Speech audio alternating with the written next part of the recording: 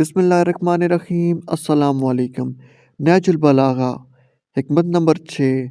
جو شخص اپنے کو بہت پسند کرتا ہے وہ دوسروں کو ناپسند ہو جاتا ہے، اور صدقہ کامیاب دوا ہے، اور دنیا میں بندوں کے جو اعمال ہیں وہ آخرت میں ان کی آنکھوں کے سامنے ہوں گے۔ حکمت نمبر 7۔ یہ انسان تعجب کے قابل ہے کہ وہ چربی سے دیکھتا ہے اور گوشت کے لوتھڑے سے بولتا ہے، اور ہڈی سے سنتا ہے اور ایک سوراخ سے سانس لیتا ہے۔ حکمت نمبر 8۔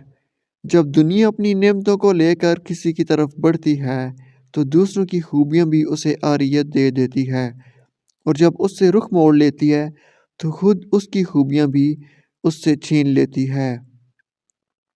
حکمت نمبر 9۔